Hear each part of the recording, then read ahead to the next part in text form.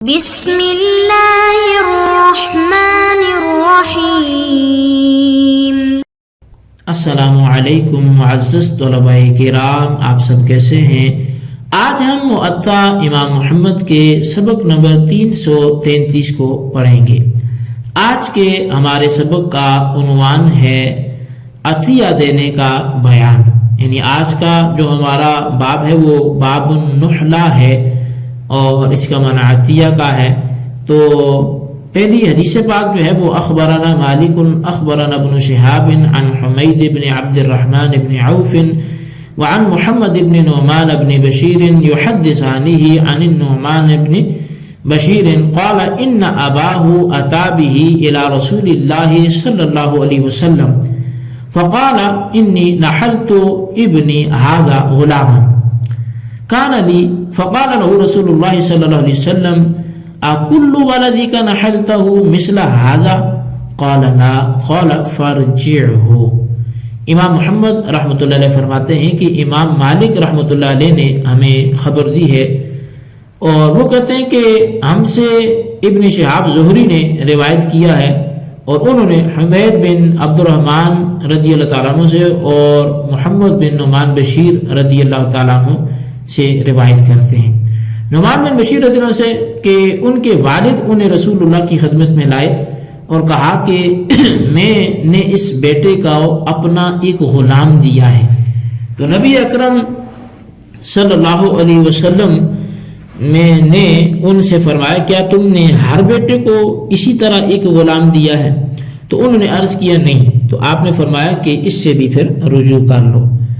اخبرنا مالک اخبرنا ابن شہاب عن عروۃ عن عائشۃ رضی اللہ عنہا انہا قالت ان ابا بکر کان نحلها حزازا 20 وسقا من ماله بالعالیۃ فلما حضرته الوفاة قال والله يا بنية ما من الناس احب الی غنى بعدی منك ولا اعز الی فقرا منك وانی كنت نحلتك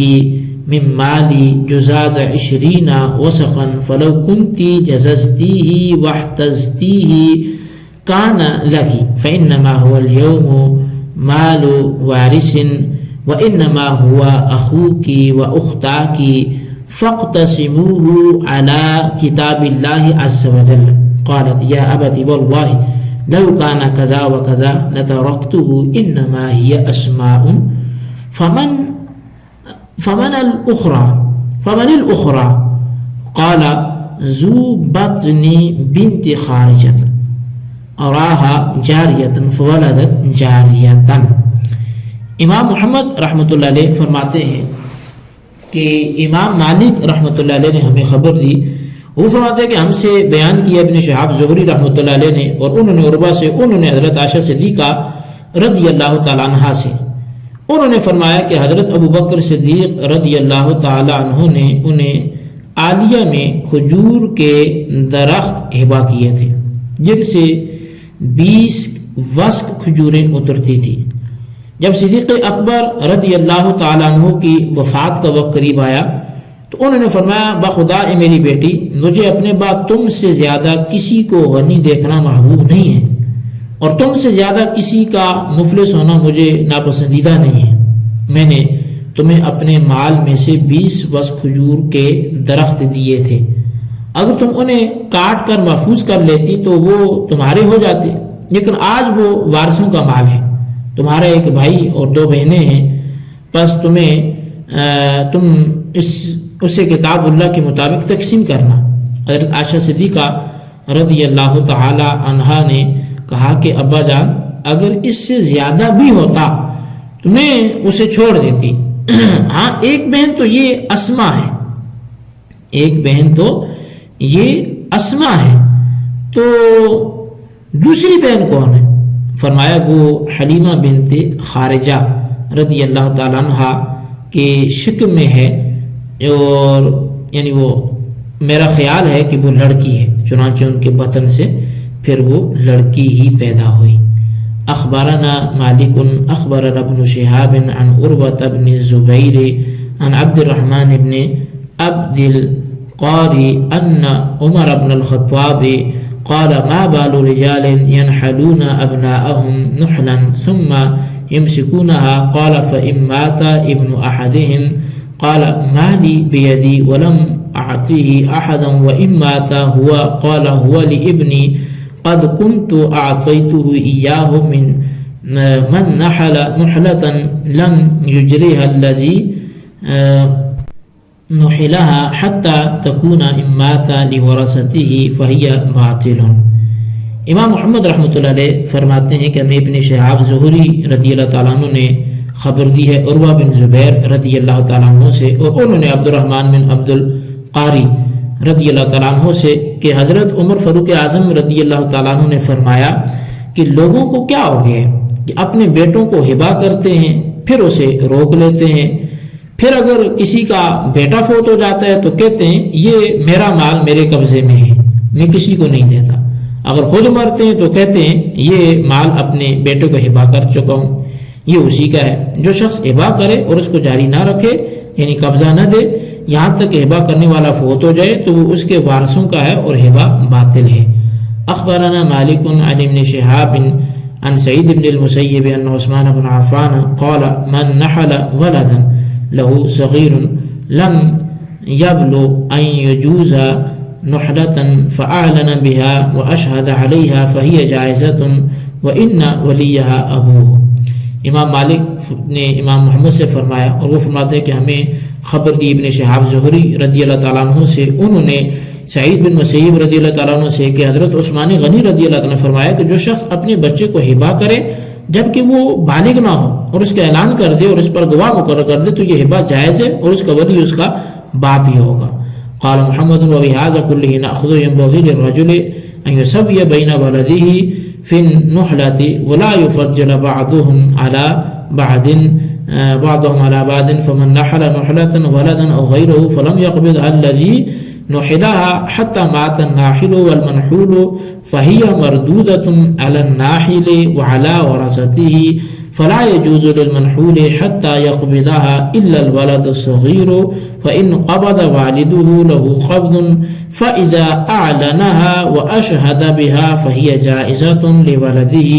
ولا سبيل للوالد إلى الرجعة فيها ولا إلى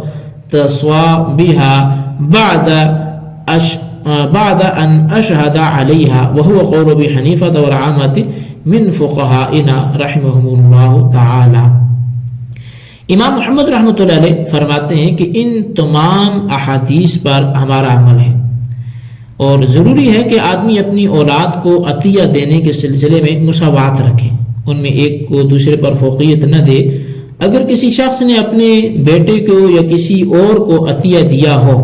اور اس نے عطیہ پر قبضہ نہ کیا ہو اور عطیہ کرنے والا فوت ہو جائے یا جسے عطیہ کیا ہو وہ فوت ہو جائے تو عطیہ دینے والے کو یا اس کے وارث کو لوٹ جائے گا جسے عطیہ دیا گیا ہے جب تک کہ وہ قبضہ نہ کرے۔ اس کے لیے جائز نہیں ہے سوائے نابالغ بیٹے کے، اس لیے کہ اس کے والد کا قبضہ گویا اس کا قبضہ ہے۔ جب اس کا اعلان کر دیا اور اس پر گواہ مقرر کر دیا تو اس بیٹے کے لیے جائز ہے اس کے والد کے لیے اس ہبہ سے رجوع کرنا یا اس کا غصب کرنا جائز نہیں ہے جبکہ اس پر گواہ مقرر کر دیا ہے۔ امام اعظم امام ابو حنیفہ رضی اللہ تعالیٰ عنہ اور ہمارے تمام فقہائے کرام کا بھی یہی مذہب ہے۔ تو بہرحال اس باب میں امام محمد رحمۃ اللہ علیہ ایک حدیث اور 3 آثار لائے ہیں جن میں اولاد کے لیے عطیہ دینے کا بیان ہے، یعنی اگر کوئی انسان اپنی اولاد میں سے کسی خاص ایک یا 2 افراد کو الگ دینا چاہے جو کہ وہ دوسروں کو نہیں دے رہا تو کہا کہ شرع میں ایسا کرنا جائز ہے یا ناجائز؟ تو اس میں امام محمد رحمۃ اللہ علیہ ایک حدیث لائے جس میں نعمان کے لیے ان کے والد نے ایک غلام دیا تو نبی علیہ السلام نے اس کو رجوع کرنے کا حکم دیا، یعنی تم مساوات پہ عمل کرو، جب کہ تم نعمان کو دیتے ہو تو دوسروں کو بھی دو۔ اس کے بعد صدیق اکبر رضی اللہ تعالیٰ عنہ کا قول نقل کیا، انہوں نے حضرت عائشہ صدیقہ رضی اللہ تعالیٰ عنہ کو کچھ کھجوریں کے درخت جو ہبہ کیے ہوئے تھے تو آخر بات میں فرمایا کہ بیٹی اگر تو نے ان درختوں کا پھل اتار کر رکھا ہوتا تو وہ تیرا ہو جاتا، لیکن کیونکہ تو نے پھل کو درختوں سے نہیں کاٹا اس لیے اب میرے وصال کے بعد وہ درخت میراث میں آ جائیں گے۔ اس سے یہ ثابت ہوا کہ زندگی میں اگر کوئی آدمی اپنی اولاد میں سے بعض کو عطیہ دے دیتا ہے، اگر وہ ملک نہیں کیا گیا تھا بلکہ اس سے استفادہ کا عطیہ کیا ہے تو یہ جائز ہے۔ جیسے کہ حضرت ابوبکر صدیق رضی اللہ تعالیٰ عنہ نے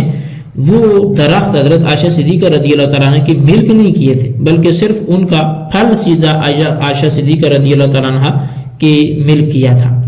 اسی لیے آپ نے آخری وقت میں فرما دیا کہ اگر تو نے پھل کو آخری وقت میں اتار لیا ہوتا تو وہ تیرا ہوتا، کیونکہ تو نے ابھی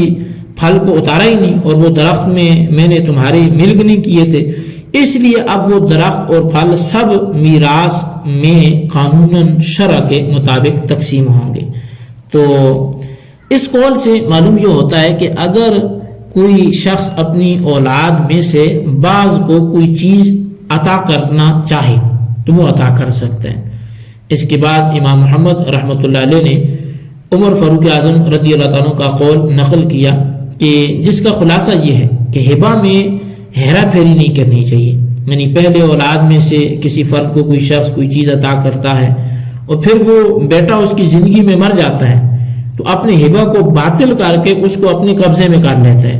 اور اگر خود مر جاتا ہے تو جاتی دفعہ کہتا ہے کہ یہ مال میں نے فلاں بیٹے کو ہبہ کیا ہوا ہے۔ تو اس طرح نہیں کرنا چاہیے۔ اگر کسی کو کوئی ہبہ کیا ہے تو پھر اس سے رجوع نہیں کرنا چاہیے، بلکہ اس کو پورا کرنا چاہیے، اور اس کا پورا کرنا یہی ہے کہ اس کو قبضہ دیا جائے، کیونکہ ہبہ قبل قبض وہ تمام نہیں ہوتا، یعنی مکمل نہیں ہوتا، ہبہ ہبہ ہی نہیں ہوتا جب تک قبضہ نہ ہو۔ لہٰذا اگر کسی نے ہبہ کیا اور قبضہ نہ دیا اور فوت ہو گیا تو وہ ہبہ باطل ہو جائے گا اور میراث میں وہ تقسیم ہو جائے گا۔ حضرت عمر فاروق اعظم رضی اللہ تعالیٰ عنہ کے اس قول سے بھی یہی ثابت ہوتا ہے کہ اولاد میں سے کسی خاص فرد کو کسی چیز کا کوئی ہبہ کرنا چاہتا ہے تو وہ کر سکتا ہے۔ اس کے بعد امام محمد رحمۃ اللہ علیہ عثمان غنی رضی اللہ تعالیٰ عنہ کا جو ہے وہ قول نقل فرماتے ہیں کہ عثمان غنی رضی اللہ تعالیٰ عنہ نے فرمایا کہ اگر کوئی اپنے چھوٹے بچے کو کوئی چیز ہبہ کرنا چاہتا ہے تو اس کو اعلانیہ ہبہ کرنا چاہیے اور اس پر گواہ پیش کرنا چاہیے، تو یہ ہبہ جائز ہے۔ لیکن یاد رہے کہ حضرت عثمان غنی رضی اللہ تعالیٰ نے چھوٹے بچے کی قید کا ذکر اس لیے فرمایا کہ چھوٹا بچہ